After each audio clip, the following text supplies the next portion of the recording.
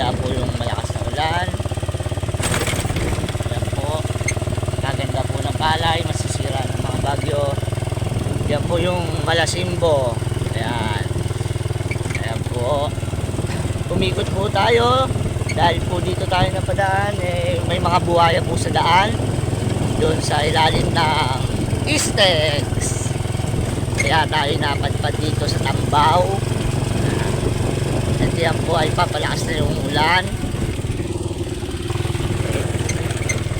Hindi po tayo pwedeng magpabilis at tayo ay mababasa ng ulan. Yan. At safety rides. Yan.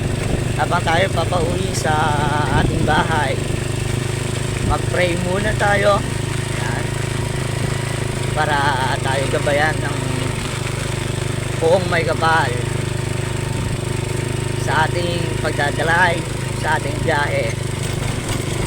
Ayan po, halos hindi na po makita yung kabundukan sa sobrang taas ng ulan. Ayan po, at ako'y nababasa na rin po. Maliligo na lang po tayo pag uwi doon. Ayan po, sila namimigit sila dito. Namimigit. May bata pa.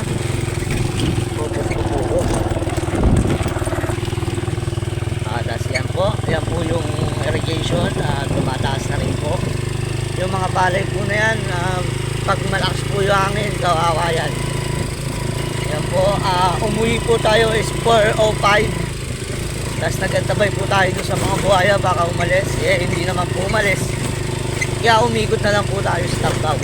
Yan po yung ulan, no? Napakalakas po, super, at ako'y basa na rin po. Kayo na pong bahala sa amin. Yan po, sobrang lakas po ng ulan. Hindi na po aroy, Diyos ko.